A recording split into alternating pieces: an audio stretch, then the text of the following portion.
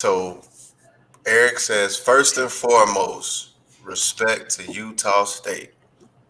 And this is something that we've talked about prior to the season, where we've discussed the power that the players have, even though that they are the product. Don't shit move without them. Okay. And they aren't happy with what's going on at Utah State. And guess what? They said we're not playing the rest of y'all season. Yeah. And what can you do? What can you do now if that locker room? You can't bring in replacement college players. It's not like the NFL, because now you got to bring in people that are academically eligible and already attending the university, man. So it's like, come on now, it's over. Like AJ said, the players have the power. So enlighten me, what's going on? What happened? So basically, their school president had made some disparaging remarks about the coach's religion. Noelle Cockett. Okay. Thank you, Cannon, for bringing up that name. He made some disparaging remarks about that coach's religion, and the players was like, really? That's what we gonna do? Nah, we ain't here for none of that. And it's gonna happen just like what happened in Missouri. That president is finna be gone. I'm telling you. And that's what I'll be saying about these players with the power that they possess, but they do not know it because it's a slave mentality. Remember, the slaves outnumbered the plantation owner. Oh shit, we done lost Hill. The slaves outnumbered the plantation owners. At least at least exponentially 10 to 1. Yeah. You know what I mean? And so don't shit move without you. But I like the fact that we seem to be in an age of enlightenment, and it comes around every few thousand years or so. But I like to think that we're in an information age right now, so we have at our disposal more information than we've ever had about any type of situation ever before. So it's like 100%. Just like normally players don't understand their power, but kudos to these players for for understanding their power. And maybe it was such an egregious insult by a person in a position of power that they just finally say, you know what? Hell no. Like, I don't even want to put the jersey on. Like, absolutely. If you're not gonna respect the coach, then you definitely don't respect the players. So you know what? Y'all not gonna exploit us. And now what? And I hope people bought tickets. I hope people really had. I don't know if they was how they living in Utah. I don't know if it was an open event, but I hope they sold tickets, and I hope they got to pay all that money back. You feel me? And this is why, like with that Ed Orgeron shit, I had such a problem with, because my thing is, regardless, something happened to you, your players are gonna ride for you, because that's the culture you want to build. You building a family culture. And so you are going to do stuff to appease the boosters, alumni, and the executive board and stuff like that. But guess what? If you lose that locker room, you lose your job. Your job. And guess what? Look at LSU. LSU looking good this year? Hell no. I ain't gonna say it's because of those remarks that he made, but I mean, I've seen LSU win 9-10 games with bad quarterbacks. Back when they was in those Les Miles days and they was running the I-form and all of that, and they was in that, that archaic offense for college. So I've seen LSU do stuff without a quarterback. So just because you lost Joe Burrow, that team is still loaded with talent. And you should be, as a top program, you should be used to losing your top quarterback. That's going to happen. Top quarterbacks don't stick around. They don't play 4 or 5 years. They was having an issue getting a quarterback before Burrow anyway. Exactly. Come on now. So it's like, Burrow was a savior for them and made everything look different in LSU. I mean, I like the program. I like the other players. But like I said, before Burrow, the quarterbacks are looking suspect. But I think it's different to rewind back a little bit, AJ. Yeah. Ed Ogeron got way more power than Utah State. 100%. You know what I'm saying? I understand. The players still have power as well. They can exercise their right as well to do what they want to do as well. Don't get it wrong. They can do the same thing and get him up out of there, get whatever president up out of there if they protested and withdraw and did everything else. But what I'm saying is it's a little different in LSU than Utah State. And and you just coming off a national championship, it's a pipeline to the league. Like it's a little different. And you're gonna hesitate. You're gonna hesitate there. And you know why it's probably a little different?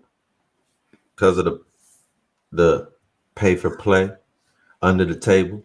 Yeah. Mm-hmm. That's why it's probably a little different. So it's like, oh, if you receiving benefits and you can go against me publicly. Yeah. But once again, my whole point is, if Ed Ogeron don't have the players, he don't have a job. Yeah, correct. Regardless of what the boosters got to say, because guess what? If Ed Ogeron takes the side of those players and they still win games, then boosters ain't gonna ask for him to go, because guess what? Ed Ogeron is still winning. Because Ed Ogeron is still winning games, but you take the side of the boosters and you start losing, you start blowing leads, and you looking shitty. Guess what? Those people that you was trying to coddle and make happy, they gonna kick your ass out. They gonna pay millions of dollars for you to get your buyout and leave. Like they gonna pay you to get up out of there. And so that's why it's like, hey, I think he made a big mistake by that statement. And I didn't necessarily say it, when it was on, but it's just like, I don't see how you can get there with that. Like, I don't like until unless when things get normal, Ed Ogeron start winning again, or he start recruiting well, it's gonna be real grim for him. Because guess what? Like Candace said before, before you got back on, we are in the information age. These college players, they have information at their fingertips, and not only that, a lot of these 17, 18, 19, 20, 21-year-old kids are more aware than ever. So now with the awareness going on, it's almost like, hey, I believe that statement that you made wasn't strong enough. Mm-hmm. Like Arthur Moat said, had it been 2, 3, 4 years ago, that statement Ed Ogeron made would have been enough. Not now, not today. And if you can't recruit in the SEC, you can't coach in the SEC. But I got a question for you though. It didn't hit. That statement it came and went, right? Nobody said anything about it, and also enlightened me, because I haven't been paying attention. I'm boycotting college football, to be quite honest. But obviously, to me, it came and went. Nothing came about it. It is what it is, and I believe so, because this college football season it ain't what it is. You speaking about Ed or the Utah State incident? No, the Ed situation. And it's kind of to your point, what you were saying here. The reason why it didn't hit is because of the more power, right? So it's like the players there, they could exercise the same rights that the players did at Utah State, but they stand more to lose. You see what I'm saying? I'm at a national program with national exposure in a pandemic season. Can I really afford not to have my exposure?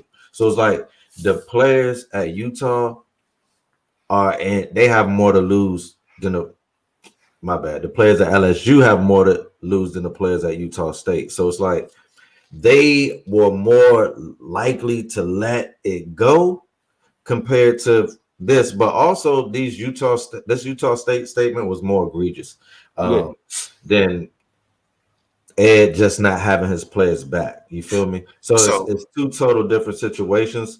So I kind of see your point here to the power play. Right. And I'm with you that the players at LSU have more to lose. But let's forget, with the state of what sports is, guess what? Yeah. Every player in that LSU locker room is gonna have the same, like they coming back with the same classification that they have this year. So guess what? If you want to transfer, you're not losing a year. Yeah, that's true. And I guarantee you, if you put in a waiver and say, look, I'm not really trying to play for Ed Ogeron, I want to transfer. They gotta approve that. With the way that everything is going, I think you can get your waiver approved to play instantly next year. Yeah. And then even with those Utah State players, they may have to put more on film than some of these LSU players, because some of these LSU players can be like, okay, that's how you feel. I'm about to work on the NFL draft, big dog. Put this question Go up, Tigers. about the seniors. Also, put the StreamYard thing up so we can see who it is. Yeah. So we got a supporter question that says, are seniors at Utah State risking draft position? And I'm going to say possibly. We already know that Utah State is not a hotbed for NFL talent anyway. So yes, possibly. But what I will say, I literally been reading about Muhammad Ali to my students. And at some point and sometimes in your life, you got to stand for what you believe in. And so it's like, bro, am I going to worry about my draft position, or I'm really going to say, like, I ain't going to let someone in power exploit me the way that this president of Utah State is trying to exploit us and our interim coach. So, yes, they might be risking their draft position, but I think even if they are, it's for the right reason. So I think but it's December. It's December. Yeah. Bulk of their season is already over. I don't know if they was bold. They wouldn't. Come on now. I'm just saying they might but I'm just speaking because I ain't seen it. But like I said, they only got one. It's not a tournament for them. They only got one bowl game if they in. The scouts know who they are. I was just about to, and that was my point. The scouts know who they are already. They gonna still get a pro day. They gonna still get everything that they need to go on to do what they got to do to get to the next level. But you got to stand for something. Stand for nothing, you fall for something. And that was about to be my point. Seniors at Utah State, if you weren't in the draft, if you weren't on people's draft boards by now, you won't finna be on nobody's draft boards. You about to go to the corporate world, buddy. Exactly. You finna be selling insurance. You finna be a GA. You know what I mean? You finna work at Hertz. Be an entrepreneur. You finna do something. But you ain't finna be in the NFL. But the perks for you is, guess what? You can do that this year. Yeah. And you can still come back next year. Yeah. And then guess what? You can also transfer, because you can be like, hey. Eric always kicks facts, though. Exactly. Most of the time. Yeah, I'm about to say, he a little it's December, like AJ was saying. One game isn't going to make or break you. That's why I said most of the time. I was about to say, I said most of the time. Some of them games scare you. Some of them games. No, but we thought we was still it's relative to Utah State. Relative, you're right. You're right. Now, come on, like if you Ohio State and you miss one game, it could hurt you. You feel me? No. I'm talking about like if you're a player, like you could need this to get over the bubble, man. You need a big game in a bowl game or a conference championship could propel a player to draft status. Post Marcus Cannon's comment, please. Scroll up a little bit. Cap made it popular for players to stand, kneel for their belief. No. Why not? Are we forgetting about Muhammad Ali? But these are kids. I know what I'm saying is, Cap didn't make it popular. Cap brought it back. Cap reinforced it. Accurate. That's accurate. You want to be an accurate statement, but I wholeheartedly agree with Marcus Cannon. Yeah, but Hill, like we've always said before, two things can be true. Yeah, and that's correct. Two things can be true. Because let's rewind. Let's take the same example that we got right now. All right, boom. The Donald Sterling incident, right? Yeah. Happened in the playoffs. Mm-hmm. Players were so upset. What they do? They were just so upset. Yeah. What happened in the bubble? Yeah. They didn't play. Yeah. It's a difference now. Somebody might have protested before them, but somebody made it real popular, made it real accessible, made it real cool. Yeah. So like you said, two things can be true. Yeah, because he definitely brought it back. I'm definitely brought it back. Because I'm riding. I feel you. I'm just saying, like, let's not forget. Yeah, that's my thing. And because it just wasn't Muhammad Ali, there's been other black athletes, or not just minority athletes, who have stood up for what they believed in. And that, because Marshawn has stood up for what he believed in his whole career. You feel me? And remember, Marshawn didn't stand for the national anthem either. Come on now. But nobody ever questioned him about it. Yeah. Exactly. But see, now because he won't play no games about it. You got to, we in the trendy era now, though. Yeah, 100%. Yeah. So to say, just like y'all said, just like you said earlier, Utah State seen what Missouri did. Yeah, 100%. So they made it cool and comfortable to do. So it always takes one. That's why we got each other.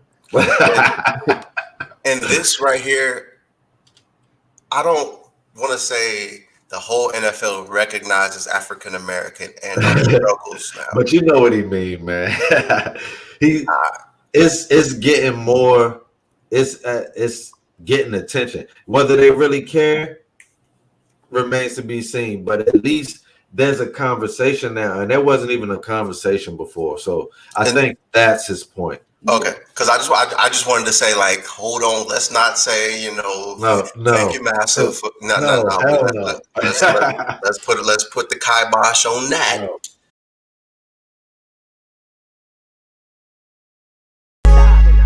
Doing things you can't believe. It's the 3-man week. We come at you with topics. No, you cannot stop it.